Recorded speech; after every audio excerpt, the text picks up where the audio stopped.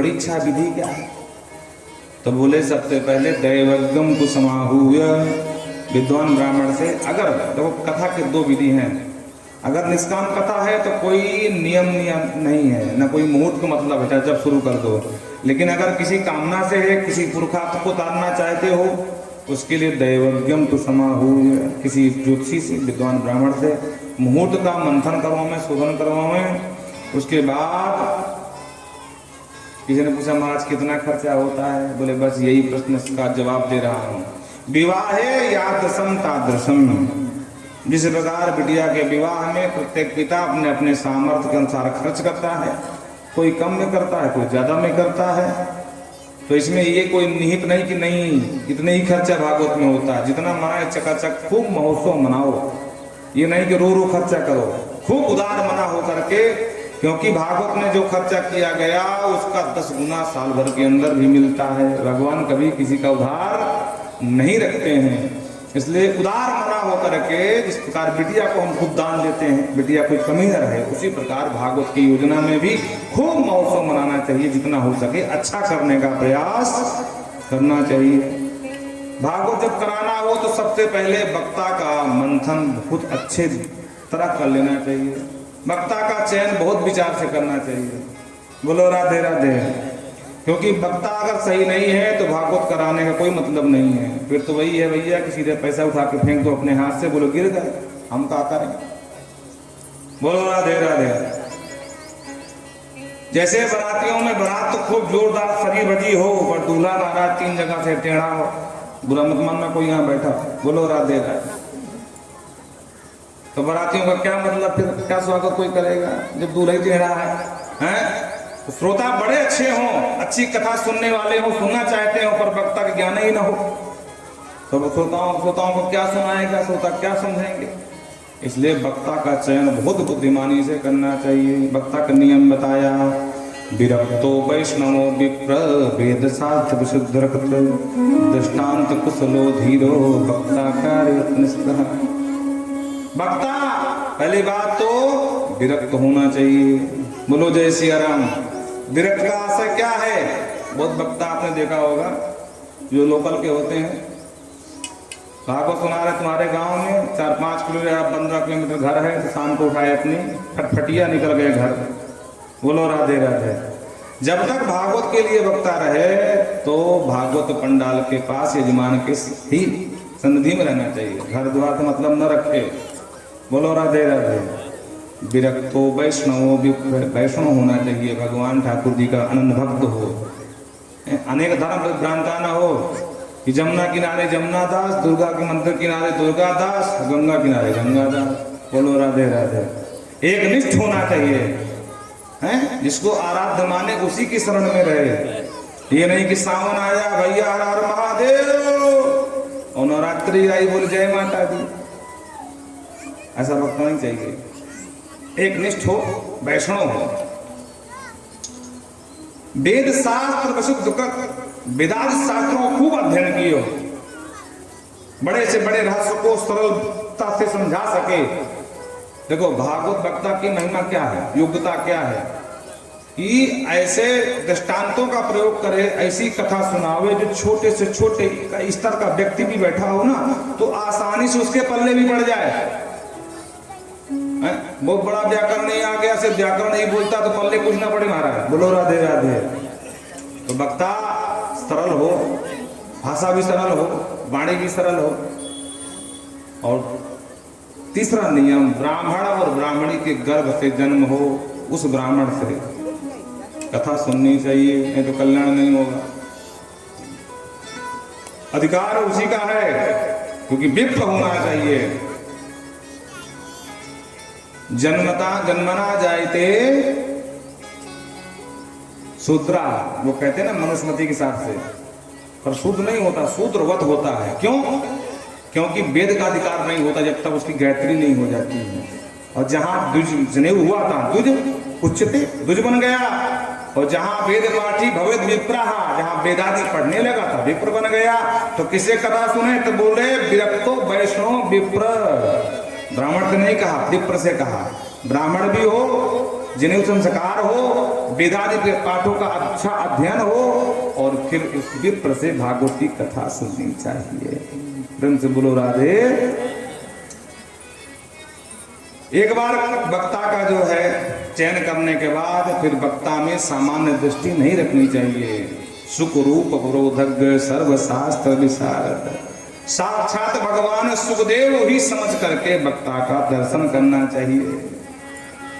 व्यासासन समारूढ़ो यदा पौराणिको दुजः असमाप्तो प्रसंगस्य नमस्यान्न कस्यचित्।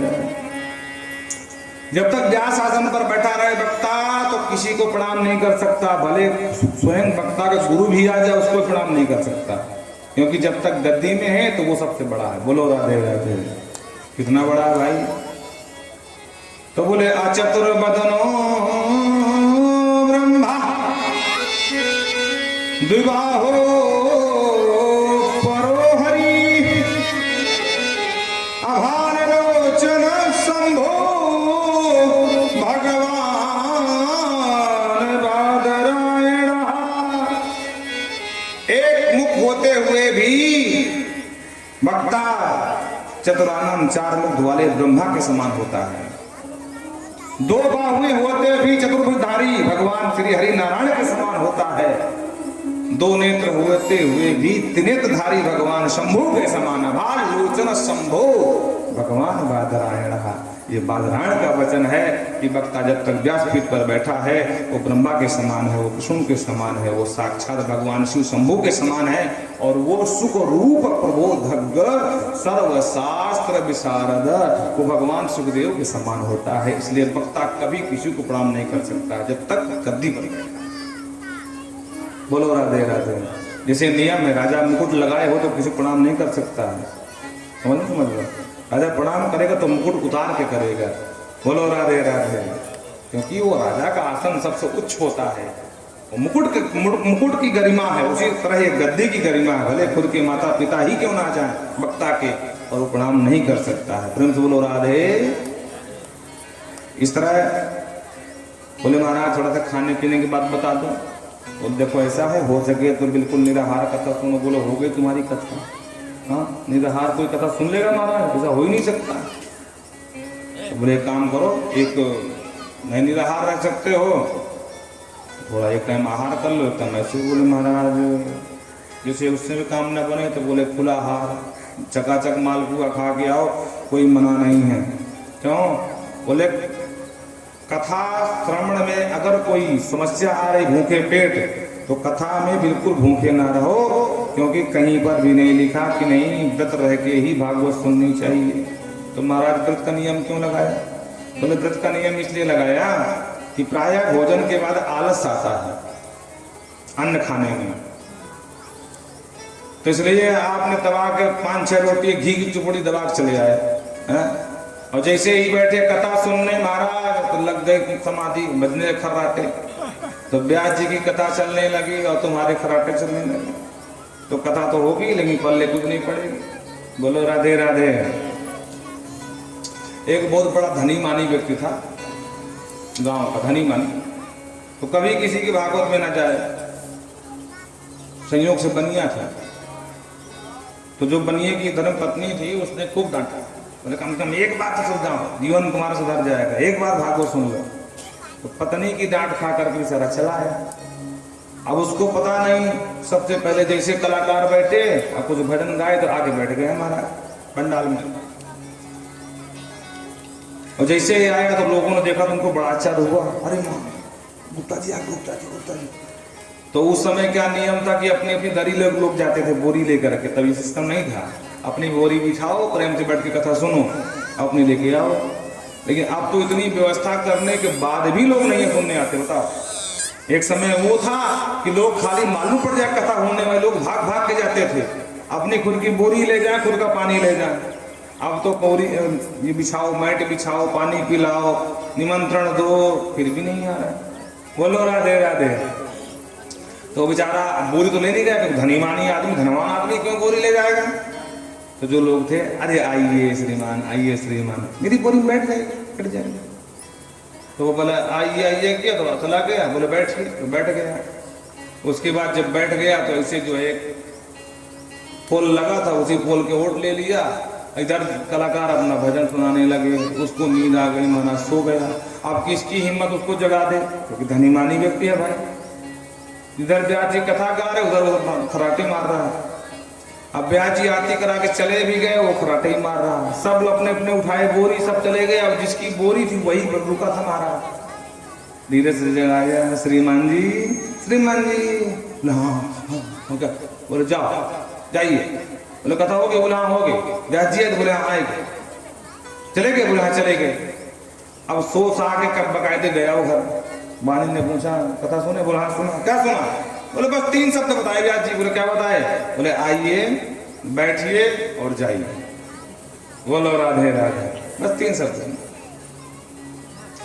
तो बानी समझ गई कि 3 शब्द हो ही नहीं सकते, भागो 3 घंटे का 3 शब्द बोलेंगे। वो समझ गई ये बाबूजी सो गए, क्योंकि उसकी आदत थी खाना खाए तुरंत सो जाए। हमारा अभ्यास में था, वो समझ गई पत्नी है। उसने झूठे कह दिया कि देखो ये मंत्र आप पंडित जी ने दे दिया है, अब इनका भजन करोगे तुम्हारा कल्याण हो जाएगा। बोले सही? बोले हाँ तो ठीक है आज करूंगा। अब महाराज चूंकि दिन में खूब दबा के सोया था, आए थे चाहे नींद ना हो, पर भागवत नींद जरूर आती है। पूर्व जन्म के पाप थे हरि चर्चा न सुहाए, बोलो राधे राधे। हाँ आए थे चाहे दिन भर जगो महाराज टकाटक।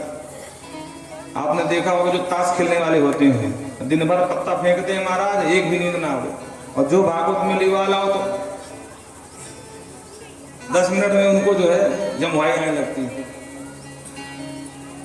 तो उसने कहा कि ठीक है मैं इसका भजन करूंगा। अब रात में महाराज दिन भर सोया था, तो रात में नींद ना हो, तो 12 बजे बैठ कर के बस भजन कर रहा। भजन क्या कर रहा? आइए बैठिए जाइए, आइए बैठिए जाइए, और यही भजन चल रहा है। तब तक एक चोर ने किया गृह प्रवेश, हाथ साफ करने के लिए, घर साफ करने के उद्देश्य से। तो जैसे इसके कमरे में घुसा तो इसने मंत्र सुनाया आइए। उसको लगा कोई देख लिया भाई, तो वो लौटना चाहा, तो बोले बैठिए। उसने कहा अब पक्का फंस गया भाई मैं, अब फंस गया। तो जाकर के चरणों में निवेदन कर दिया, बोले महाराज क्षमा करना, मुझे नहीं पता था कि आप जग रहे हो। अब उसको लगा कि पहचान तो गई है, तो जो माल लूट के लाया दूसरे घर से वो भी डाल दिया चढ़ावा के रूप में। सरकार ये स्वीकार करो, पर खबरदार पुलिस ने बताना। उसने बाद में कहा जाइए, बोलो राधे राधे। तो चला गया महाराज। उसको ये हुआ कि सचमुच मंत्र है। तुरंत अपनी पत्नी को जगाए, बोले देख देख देख देख देख देख तेरे मंत्र ने बड़ा बहुत चमत्कार है भाई। एक दिन क्या जप लिया, 2 घंटा सिद्ध हो गया। आज चोर घर साफ कर जाता अगर ये मंत्र जपा होता, आज इस मंत्र ने बचा लिया। बाने ने जगी, उसने कहा रे मूर्ख, मन में सोचा, समझाया, बोल देखो बात ये है कि वो कोई मंत्र नहीं था, तुम्हारा मन लगाने के लिए मैंने झूठ के 3 शब्द तुमको मंत्र बता दिए थे। और कहीं तुम वास्तविक मंत्र जपे होते तो आज तुम्हारा जीवन लुटने से बच गया होता। घर की तो बात छोड़, उस दिन सच्चा वैराग हो गया, सारी मोह माया छूट गई। उसके बाद भगवान का परम भक्त बन करके जीवन भर रहा, अंत में भगवान के धाम को गए। बोल वृंदावन बिहारी लाल की जय। राजन कथा के अंत में खूब जो है कीर्तन करना चाहिए। जो कीर्तन का नाम सुना तो मालकोस राग छेड़ दिया अर्जुन ने महाराज। प्रहलाद स्थानधारी तरलगत दया जो धवह कांसधारी। प्रहलाद ताली बजाने लगे जय हो बलिहारी करके, और उद्धव मजीरा बजाने लगे। वीणाधारी सुर सिंह, नारद जी वीणा में तान देने लगे महाराज। स्वर कुशल तया राग करता अर्जुनो अर्जुन आलाप भरने लगे मंद मंद करके महाराज। इंद्रो वादीन मृदंगम, देवराज इंद्र मृदंग पथाप देने लगे।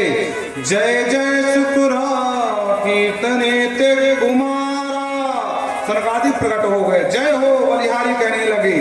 यत्राग्रे भाव भक्त सत्सनया व्यास पुत्रो बभूव।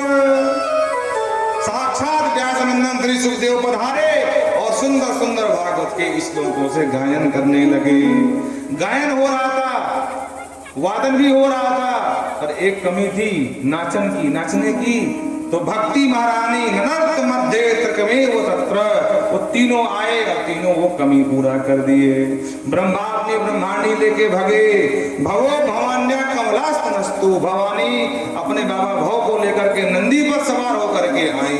भगवान श्री हरि नारायण माँ लक्ष्मी को लेकर के आए। अद्भुत संकीर्तन हरिद्वार में प्रकट हो गया। बोल शंकर भगवान की जय।